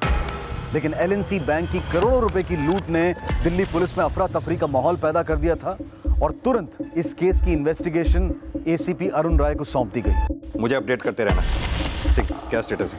सर रिठाला के आसपास पूछताछ से तो कोई क्लू नहीं मिला और वो ड्राइवर निमेश पांडे, उसका फोन लगातार बंद आ रहा है। निमेश पांडे के कॉल रिकॉर्ड का क्या स्टेटस है? सर कॉल रिकॉर्ड कुछ देर में आने वाले हैं। पुलिस लूटे गए पैसों का जल्द से जल्द पता लगाने के लिए हर संभव प्रयास कर रही थी और निमेश पांडे की तलाश में पुलिस की एक टीम उसके जहांगीरपुरी के एड्रेस पर रवाना कर दी गई। त्यागी, इतनी बड़ी लूट में सिर्फ अकेले ड्राइवर का हाथ नहीं हो सकता। एलएनसी बैंक के मैनेजर नारायण मूर्ति का शक सही है। सिक्योरिटी एजेंसी का मैनेजर, कस्टोडियन और गनमैन, ये तीनों मिले हुए हैं। इन तीनों को थाने लेके आओ। बैंक्स अपनी एटीएम मशीन्स में पैसा भरने के लिए और अपने बैंक की दूसरी ब्रांचेस में पैसा पहुंचाने के लिए कैश मैनेजमेंट सिक्योरिटी एजेंसीज को हायर करते हैं, और इन एजेंसीज की ये जिम्मेवारी होती है कि वो बैंक के पैसे को सेफली उनकी बताई हुई जगह पर पहुंचाएं। हर सिक्योरिटी एजेंसी द्वारा कैश वैन के ड्राइवर के साथ एक गनमैन और एक कस्टोडियन नियुक्त किया जाता है, और इस तरह की कैश वैन्स में कस्टोडियन वो शख्स होता है जिसके पास कैश डिस्ट्रीब्यूशन की सारी डिटेल्स होती हैं, और उसके पास एटीएम मशीन का वो पासवर्ड भी होता है जिसके द्वारा वो एटीएम मशीन में पैसा भरता है। लेकिन जेनिथ सिक्योरिटी एजेंसी का कस्टोडियन हेमंत चावला उस वैन में नहीं था जिसका ड्राइवर निमेश पांडे कैश के साथ गायब बताया जा रहा था। और अब इस लूट के मामले में ड्राइवर निमेश पांडे ही नहीं बल्कि गनमैन प्रदीप मिश्रा, कस्टोडियन हेमंत चावला और जेनिथ सिक्योरिटी एजेंसी का मैनेजर सचिन चौधरी भी शक के दायरे में थे। बहुत सोच के प्लानिंग की थी। ये पेशाब का आइडिया था किसका? निमेश का? नहीं साहब, सही बता रहे हैं, सच में पेशाब ही लगा था हमको। इतना मारूंगा ना कि तेरा पेशाब यहीं निकल जाएगा। बोल कहाँ है निमेश? साहब सही बता रहे हैं, हमारा विश्वास कीजिए। हम तुझे भी नहीं पता निमेश का? तुझे नहीं पता तो किसको पता है? जल्दी बता, वो 10 करोड़ रुपए कहाँ ठिकाने लगाए तूने? सर यकीन कीजिए, मेरा इस कांड में कोई हाथ नहीं। तू तो उस वैन का कस्टोडियन था, तू वैन में क्यों नहीं था? सर जल्दी बोल, जल्दी बोल। अगर बैंक का 1 रुपया भी इधर से उधर हुआ ना तो सारी जिंदगी जेल में सड़ेगा तू। सर मैंने कुछ नहीं किया है। मानता हूँ सर, मैं उस वैन का कस्टोडियन था, पर सर उसके साथ साथ मैं बाकी 2 वैन का भी कस्टोडियन था। सर मैं सारी वैन में एक साथ तो नहीं हो सकता ना सर। तो 3 वैन का कस्टोडियन, पागल समझा क्या तूने? एक्चुअली सर हमारी एजेंसी में कस्टोडियन कम है, हमें अंडर स्टाफ काम करना पड़ता है। मैंने सचिन को कई बार बोला सर, लेकिन वो हमेशा बोलता था कि इस बार मैनेज कर लो, जल्दी पूरा स्टाफ रख देंगे। सर जी आप मेरी बात का यकीन ना करोगे सर, पर मैं और कस्टोडियन रखने के लिए मुंह मांगी सैलरी देने को तैयार था सर, पर सर कोई भरोसे का आदमी मिल नहीं रहा था। झूठ मत बोल, तेरी प्लानिंग है ये, और प्रदीप और हेमंत तेरी पढ़ाई भाषा बोल रहे हैं। अरे सर जी आप एक बात बताइए मुझे, मैं ऐसा काम करके अपनी एजेंसी को क्यों बदनाम करूँ? शुरुआती पूछताछ में सचिन, प्रदीप और हेमंत इस लूट में अपनी भूमिका से इनकार कर रहे थे, और इसी दौरान पुलिस को निमेश पांडे से जुड़ी एक और चौंकाने वाली सूचना मिली। बोलो गौतमी। सर ये निमेश पांडे बस जहांगीरपुरी वाले एड्रेस पे नहीं रहता जो एजेंसी वालों ने हमें दिया था, और वो 2 महीने पहले ही यहाँ से घर खाली कर चुका था। यानी कि 10 करोड़ लूटने की प्लानिंग भी 2 महीने से चल रही थी। आस पड़ोस से कुछ निमेश के बारे में पता चला? सर हम पूछताछ कर रहे हैं यहाँ, लेकिन आस पड़ोस वाले ज्यादा कुछ नहीं जानते निमेश के बारे में। मुझे तो ये जेनिथ एजेंसी का मैनेजर ही धांधलेबाज लगता है इन सभी की मिली भगत। हो सकता है सर, लेकिन निमेश के डॉक्यूमेंट्स पर उसका नेटिव एड्रेस यूपी के बलिया का है। गौतमी एक काम करो, तुम यूपी में फौरन बलिया पुलिस से कांटेक्ट करो, उनसे कहो फौरन एक टीम निमेश पांडे के एड्रेस पे भेजे। तब तक मैं यूपी के डीजीपी से बात करता हूँ। Okay sir. निमेश की तलाश में दिल्ली पुलिस ने तुरंत यूपी की बलिया पुलिस से कांटेक्ट किया।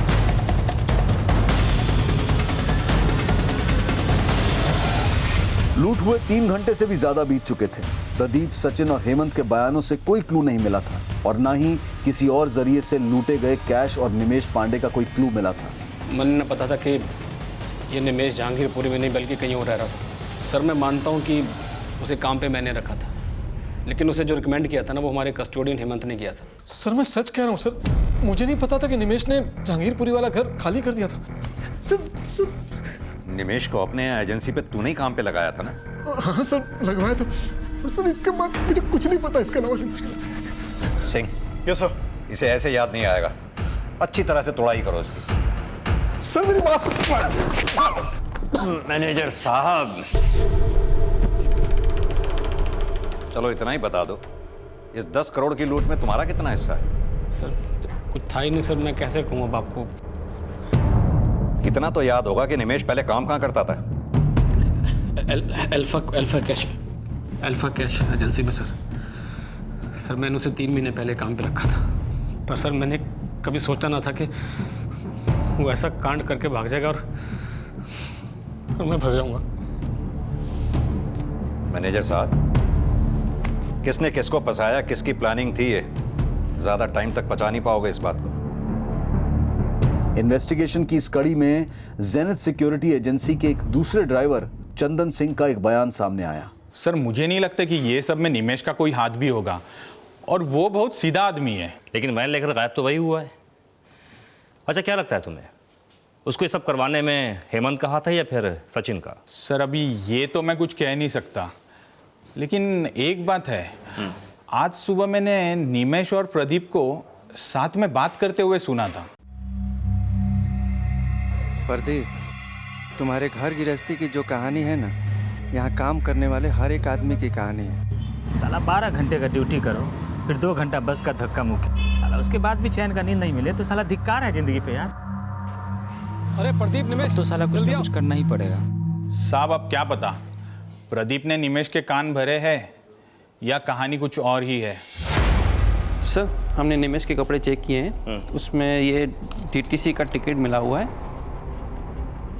DTC में पता करो ये टिकट किस बस की है। जी सर। हाँ ओके सर।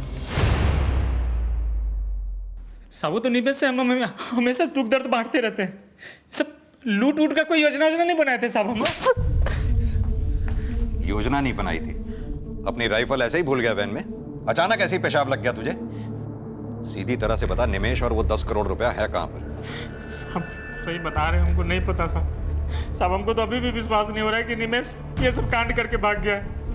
साहब वो तो बहुत ईमानदार और पूजा पाठ करने वाला आदमी था साहब, बिना पूजा पाठ किए हुए गाड़ी तक स्टार्ट नहीं करता था साहब हो सकता है कि निमेश वो कस्टडियन हेमंत जी के कहने पे ये सब किया हो। क्या कहा था हेमंत ने निमेश से? अरे भाई कह रहा हूं ना, थोड़ा मैनेज कर ले, 2-4 दिन में स्टाफ में और लोग भर्ती कर लूंगा मैं। अरे क्या मैनेज कर लो, हमेशा आप यही बोलते हैं, जानते हैं ना कितना टेंशन का काम है, कुछ भी गड़बड़ होगी तो फंसूंगा तो मैं ही। ओ भाई तू ज्यादा राम कहानी ना सुना मेरे को अपनी, कह रहा हूं ना मैनेज कर ले तो कर ले। मैनेज कर ले, साला एक दिन ऐसा मैनेज करूँ ना कि छक्के छूट जाएंगे। नहीं सर, वो प्रदीप झूठ बोल रहा है सर, मुझे लगता है कि ये कांड प्रदीप ने किया है, उसे जबरदस्ती मुझे फंसा रहा है। सर ये तो ऊपर वाला जानता है कि ये वो कांड हिम्मत ने कराया, प्रदीप ने। मैं इतना जानता हूँ सर कि मैंने ना कराया, आप मने जान दो सर। आइए सर, मैंने कैश वैन की ये जीपीएस हिस्ट्री चेक करी है सर। ये वैन रोहिणी से रिठाला इस स्ट्रेट रूट से रिठाला नहीं पहुंची है, बल्कि इसने मंगोलपुरी से पूटकला वाला रास्ता लिया है सर। ये मंगोलपुरी वही एरिया है जिसके बारे में प्रदीप ने हमें बताया था कि वो वहां टॉयलेट करने के लिए रुका था। त्यागी, अगर ये वैन मंगोलपुरी से पूटकला इस रूट से पहुंची जी, तो फिर पूटकला से रिठाला किस रूट से होती हुई पहुंची है? सर ये वैन पूटकला से कंजावला की तरफ गई, वहां 12 मिनट रुकी, फिर बवाना और राजीव विहार होते हुए रिठाला पहुंची। त्यागी, अगर ये वैन कंजावला में 12 मिनट के लिए रुकी है तो पक्की बात है कि वैन में से कैश की पेटियां यहीं निकाली गई। सर मुझे एक बात समझ में नहीं आ रही है कि एक अकेला ड्राइवर 12 मिनट में इतनी सारी पेटियां कैसे बदल सकता है? सर वैन से कैश गायब था, लेकिन गनमैन प्रदीप की गन वहीं मौजूद थी। सर ये भी हो सकता है कि उनके पास और भी कई तरह के हथियार हैं, इसलिए वो गन वहीं छोड़कर चले गए। कहानी कुछ भी हो सकती है त्यागी, ये भी हो सकता है कि निमेश कंझावला का ही रहने वाला हो, या फिर ये भी हो सकता है कि इस वक्त जो आदमी निमेश के साथ में है वो प्रदीप, सचिन, हेमंत इन तीनों को जानते हो। ये इन तीनों के कॉल रिकॉर्ड्स निकलवाओ और अपनी एक टीम अल्फा एजेंसी भी भेजो जहाँ निमेश पहले काम किया करता रहा। हो सकता है अल्फा एजेंसी में काम करने वाले निमेश के पुराने साथियों का भी इसमें कोई हाथ हो। Okay sir.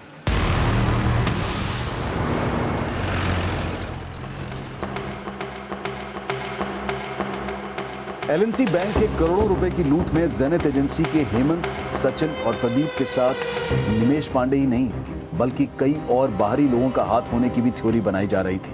लेकिन सच क्या था, ये निमेश पांडे के मिलने तक महफूज था। इसी दौरान अल्फा सिक्योरिटी एजेंसी से निमेश से जुड़ी एक अहम जानकारी सामने आई जो कि पुलिस की इस थ्योरी में एक घुमाव ले आई।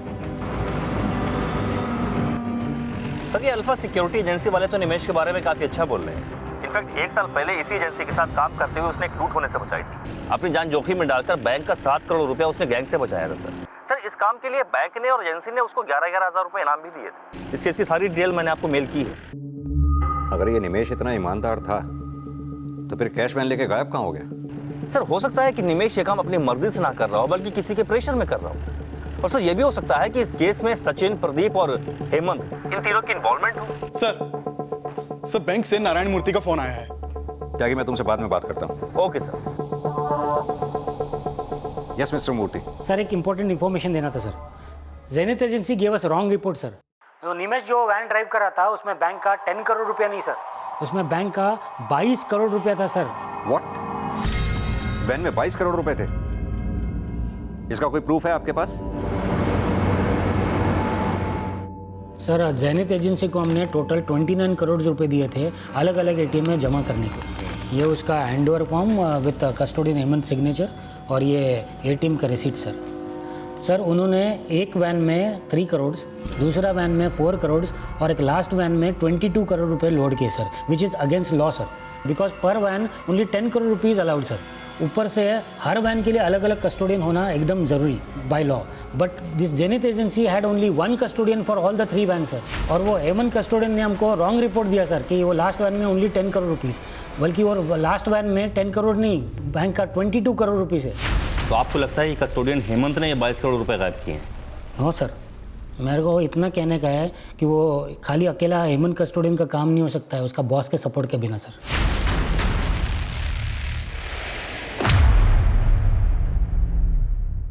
आरबीआई की गाइडलाइंस के अनुसार एक कैश वैन में 10 करोड़ रुपए से ज्यादा का कैश रखना अलाउड नहीं है और कैश वैन में ड्राइवर के साथ एक गनमैन और कस्टोडियन का होना बहुत जरूरी है। लेकिन जेनित सिक्योरिटी एजेंसी द्वारा इन सभी नियमों की अनदेखी की जा रही थी और अब यह भी सामने आया था कि उस कैश वैन में 10 करोड़ नहीं बल्कि 22 करोड़ रुपए थे। लेकिन क्या इस 22 करोड़ रुपए की लूट में वाकई निमेश पांडे की कोई भूमिका थी या फिर वो जेनित सिक्योरिटी एजेंसी की लापरवाही नहीं बल्कि किसी बड़ी साजिश का शिकार भी हुआ था? और इसी बीच निमेश पांडे के कॉल रिकॉर्ड सामने आए। सर निमेश के कॉल रिकॉर्ड्स चेक किए। निमेश का फोन सुबह शाम बवाना में एक्टिव रहता था। हाँ गौतमी, कंजावला से कोई लीड मिली जहां वो वैन 12 मिनट के लिए रुकी थी? सर फिलहाल इस जगह से कोई लीड नहीं मिल पा रही है, लेकिन पता चला है डीटीसी बस का टिकट जो हमें निमेश के कपड़ों से मिला वो बवाना उत्तम नगर बस का है, जो आज सुबह ही बवाना डी ब्लॉक से जनकपुरी के लिए काटा गया था, जहाँ पर जेनित एजेंसी का ऑफिस है। ये निमेश के कॉल रिकॉर्ड्स में भी निमेश का फोन सुबह शाम बवाना में ही एक्टिव रहता था, यानी कि जहांगीरपुरी से शिफ्ट होने के बाद वो आजकल बवाना के डी ब्लॉक में ही कहीं रह रहा होगा। बवाना से कंजावला ज्यादा दूरी पे नहीं है। गौतमी फौरन बवाना पुलिस से कांटेक्ट करो और अपनी एक टीम के साथ बवाना के डी ब्लॉक का हर दरवाजा खटखटाओ, शायद इस निमेश के बारे में वहीं से कुछ पता चले। Okay sir.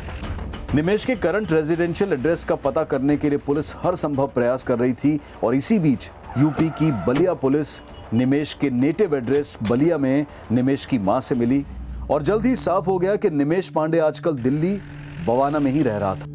सर वो रहा निमेश का घर।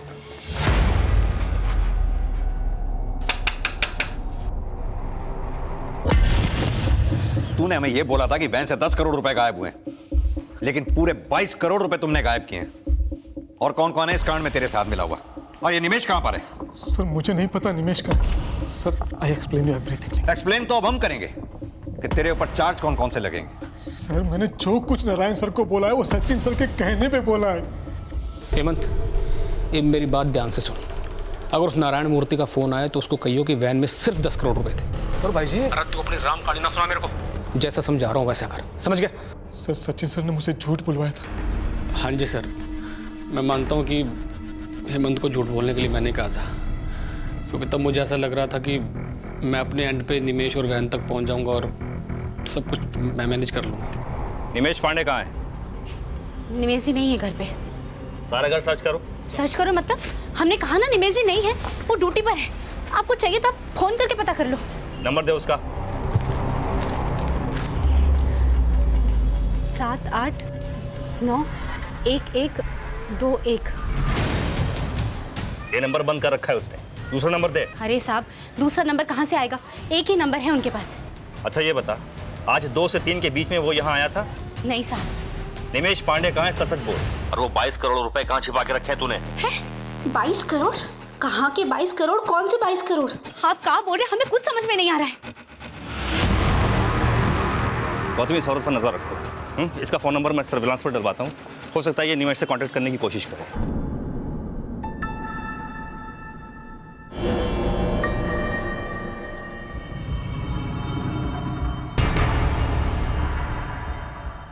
पता नहीं क्या तमाशा लगा रखा है। इतना बड़ा इल्जाम, वो भी इतने ईमानदार आदमी पे। हे भगवान, हमको तो निमेश जी का बहुत फिक्र हो रहा है, उनकी रक्षा करना। अम्मा आज रात तो हम घूमने जाने वाले थे ना। दरवाजे पर पुलिस बैठी है और तुम्हें घूमने जाने की पड़ी है। कहाँ जाकर मरेंगे? और ऊपर से निमेश जी पता नहीं कहाँ चले गए। अरे मैडम जी, उन्होंने किसी के 22 करोड़ रुपए नहीं लिए हैं। झूठा इल्जाम लगाया उन पर। निमेश पांडे कहाँ था, क्या इसकी जानकारी वाकई कोमल को थी? लेकिन फिलहाल पुलिस के पास ऐसी कोई लीड नहीं थी जिससे ये साफ हो सके कि कोमल अपने पति निमेश के बारे में कुछ भी जानती होगी। तो फिर लूट का करोड़ों रुपया कहाँ था, यह अब भी निमेश पांडे की तलाश पर निर्भर था। लेकिन लूट के 7 घंटे बीत जाने के बाद भी कोई सुराग नजर नहीं आ रहा था। गनमैन प्रदीप, कस्टोडियन हेमंत और जेनिथ सिक्योरिटी एजेंसी का मैनेजर सचिन बार बार इस लूट में अपनी भागीदारी से इनकार कर रहे थे। पुलिस का यह भी मानना था कि इस लूट में सिर्फ इन तीनों की ही नहीं बल्कि कई और बाहरी लोगों की भी भागीदारी हो सकती है। और इस बात को पुख्ता करने के लिए निमेश, प्रदीप, हेमंत और सचिन के कॉल रिकॉर्ड्स में मौजूद सभी नंबरों को जांचा परखा जा रहा था। निमेश पांडे अब कहां था और किस हाल में था, यह फिलहाल रहस्य ही बना हुआ था। कहाँ जा रही है? वो मैडम, बच्चे भूखे हैं इसलिए बिस्किट। बैठो, इसे जो चाहिए लाके दे दो। सर, हेमंत, सचिन और प्रदीप इन तीनों को तोड़ा, लेकिन ये अब भी वही राग आलाप रहे हैं। सर, इनके कॉल रिकॉर्ड में ऐसा कोई नंबर भी नहीं मिला जिसके उनका कनेक्शन बवाना या कंजावला से हो। सिंह, एक काम करो, इन तीनों को एक ही सेल में बंद करो और मॉनिटर करो। हो सकता है तीनों आपस में कोई ऐसी बात करें जो हमारे काम की हो। Okay sir. और हाँ, निमेश का फोटोग्राफ सोशल मीडिया और टीवी चैनल सब पे सर्कुलेट करवाओ।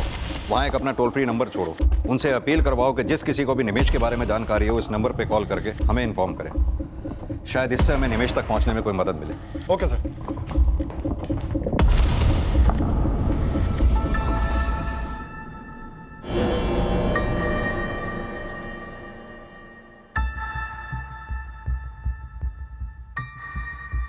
बाईस करोड़ की इस लूट को हुए 9 घंटे से ज्यादा गुजर चुके थे, लेकिन फिलहाल पुलिस को न कैश की कोई लीड मिली थी और न ही निमेश की।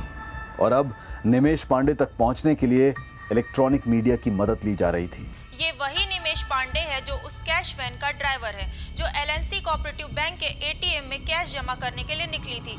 लेकिन अब निमेश वैन के 22 करोड़ कैश के साथ फरार है। अगर आप में से किसी को भी इस बात की कोई सूचना मिलती है तो तुरंत इस टोल फ्री नंबर पर कॉल करें। मैडम जी, आप लोग खामखा निमेश जी को बदनाम कर रहे हैं। वो हमसे बिना पूछे खैनी भी नहीं खाते। उनमें इतनी हिम्मत है ही नहीं, बहुत ही दब्बू इंसान है।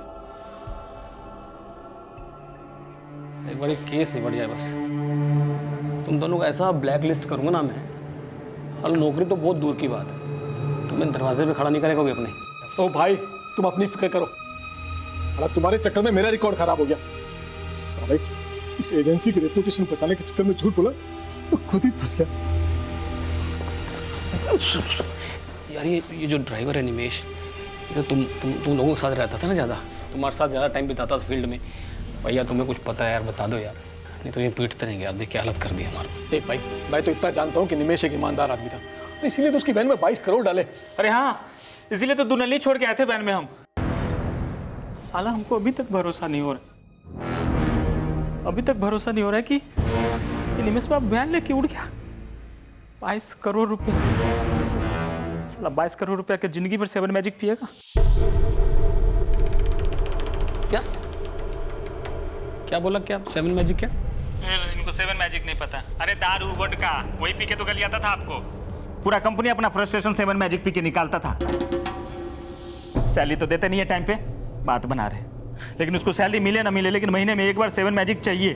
बीबी का चिक चिक हो, काम का प्रेशर हो, कितना भी टेंशन हो, लेकिन वो 7 मैजिक में ना अपना सुकून ढूंढ लेता था।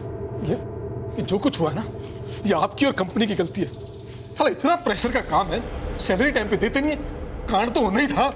या खुद अंदर पड़े, तुम्हें सैलरी पड़ी हुई है। सर, जेनिथ एजेंसी से की गई पूछताछ में ये सामने निकल कर आया था कि निमेश काफी ईमानदार इंसान है। लेकिन सर, इस एजेंसी का एक इशू है वर्कर के साथ। क्या इशू?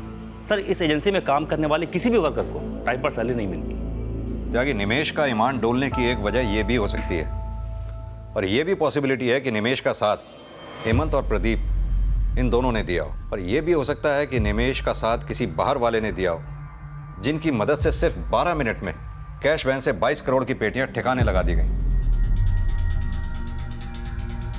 सर, कैश टैंक कंजावला करीब 2:30 बजे पहुंची, जहां ये 12 मिनट रुकी है। सर, सारे कैश टैंक यहीं अनलोड किए गए। सर कंजावला से बवाना 10 किलोमीटर की दूरी पर है, लेकिन सर हमें अभी तक इस बात की कोई लीड नहीं मिली है कि सारे कैश ट्रंक जो अनलोड किए गए हैं वो कंजावला में किस जगह किए गए हैं, और ना ही सर कोई इसका लीड मिला है कि सारे कैश ट्रंक कंजावला से बवाना निमेश के घर पे ले जाए गए हों। सर और तो और निमेश की बीवी के कॉल रिकॉर्ड से भी कुछ सस्पिशियस नहीं मिला। लीड तो हमें दिल्ली पुलिस और हरियाणा पुलिस से भी निमेश के बारे में कोई नहीं मिली। अब पैसा दिल्ली के अंदर है या दिल्ली से बाहर चला गया, ये तभी पता चलेगा जब निमेश की कोई लीड मिलेगी। जबकि वो वैन के गनमैन प्रदीप ने हमें बताया था कि निमेश 7 मैजिक वोदका पीना पसंद करता था। साला 22 करोड़ रुपया के जिंदगी भर 7 मैजिक पिएगा? क्या बोला? क्या 7 मैजिक? क्या इनको 7 मैजिक नहीं पता? अरे दारू वोडका वही पी के तो गलियाता था आपको। एक काम करो जी, कंझावला से बवाना के बीच में जितने भी लिकर शॉप्स हैं सब में चेक करो।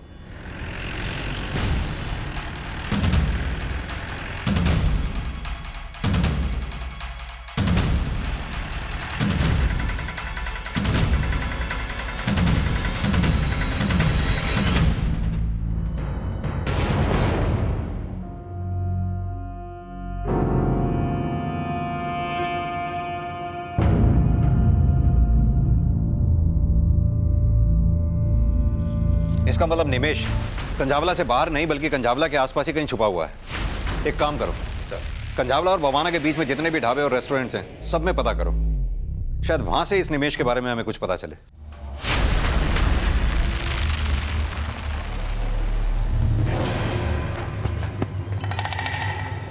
ए भैया। हाँ भैया। तनी चंपी कर दोगे? अरे क्यों नहीं कर देंगे, बैठिए, हम चंपी करने के लिए तो बैठे हैं। ऑयल कौन सा लगा दूं भैया? वो टीवी में आता है ना ठंडा तेल का प्रचार। अरे ठंडा है ना हमारे पास, ठंडा।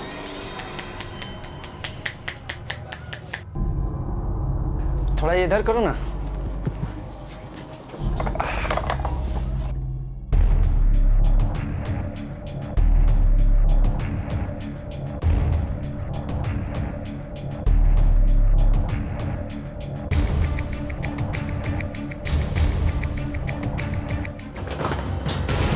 ये लो 50 रुपये भैया।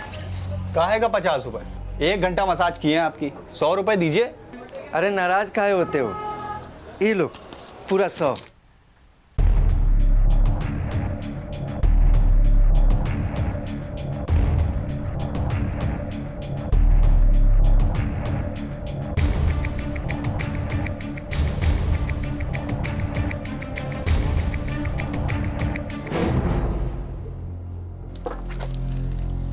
कबीर और रिमझिम के लिए तो खरीदारी कर लिए, कोमल के लिए क्या खरीदें?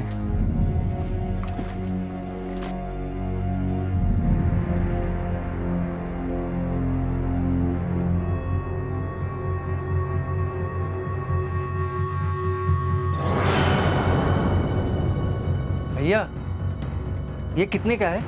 भैया 1200 का। ये तो बहुत ज्यादा है भैया। इसमें क्या, ये तो खाली जाली है। एक बार लेकर जाओ, आपकी बीबी खुश हो जाएगी। अच्छा, बीबी खुश हो जाएगी? बिल्कुल।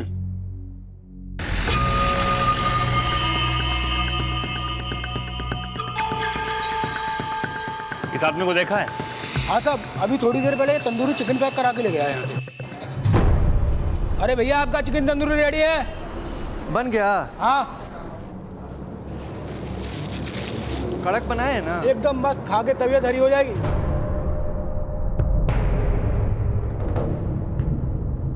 ए भैया इधर आइए, ये रखिए। सर उसका बिल तो 500 रुपये का था, लेकिन जाते वक्त उसने 2 वेटर को 500 रुपये टिप भी दिया था। किस डायरेक्शन में गया था? इस साइड गया था। निमेश ने जिस दुकान से वोदका खरीदी थी वो कंझावला इंडस्ट्रियल एरिया में ही है, और वो ढाबा भी। सर मुझे लगता है निमेश कंजावला इंडस्ट्रियल एरिया में ही कहीं छिपा है। सारा का सारा एरिया अच्छी तरह से छान मारो।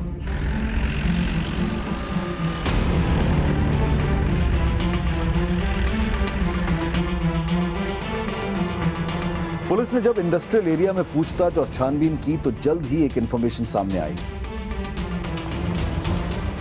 हेलो साहब, क्या हुआ साहब? ये आदमी का है? ये आदमी तो अंदर सो रहा है साहब। चाबी दो। ये लीजिए साहब।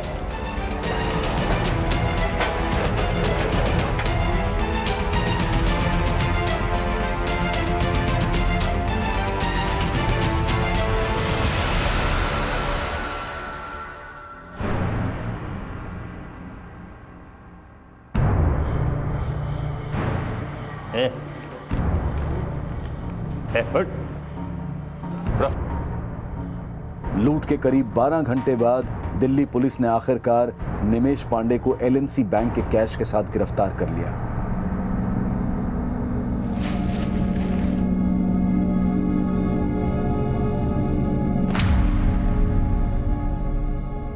हाँ तो निमेश बाबू, खेल खत्म, कहानी शुरू।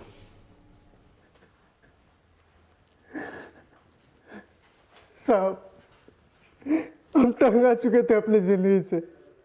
12-12 घंटे इधर से उधर पैसे पहुंचाना, इतना जोखिम भरा ड्यूटी करने के बाद भी हमारा सैलरी समय पे नहीं मिलता था। साहब, जब प्रदीपा पेशाब करने के लिए वैन से नीचे उतरा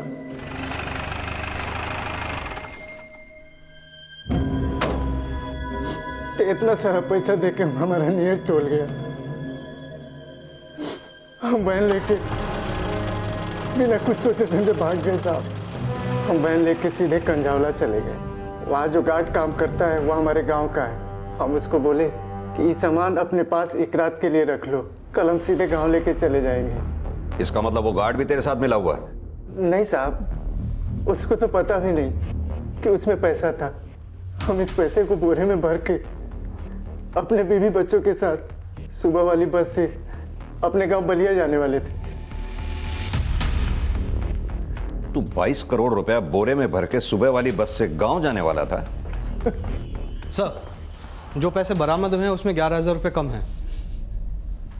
साहब, वो 11,000 हमने खर्च कर दिए, अपने बीबी बच्चों के लिए कपड़ा खरीद लिए। साहब, इतना सारा पैसा हम अपनी जिंदगी में कभी खर्च नहीं किए। जब पैसा हमारे कब्जे में आया ना साहब, तो हमको लगा हमारी जिंदगी का सबसे सुंदर समय है। लेकिन तूने अपने परिवार की जिंदगी बर्बाद कर दी। तू यहां रहेगा, उनके लिए कमाएगा कौन? अगर अपनी मेहनत की कमाई में संतोष कर लेता तो आज तुझे ये दिन नहीं देखना पड़ता। साहब, आप कभी नहीं चाहते थे कि ऐसा पाप करे, लेकिन हमारे साथ कभी अच्छा नहीं हुआ। हम चाहते थे कि बैंक वाले हमको लोन दें। हम 4-4 बार बैंक में गए। हमको अपने बच्चे की फीस भरनी थी साहब, लेकिन जानते हैं बैंक वालों ने क्या कहा कि हम लोन के लिए एलिजिबल नहीं है। हमको भगा दिया। अब आप ही बताओ साहब, जब किसी गरीब आदमी को कोई सहारा नहीं मिलता है तो आदमी भटकता ही है ना साहब।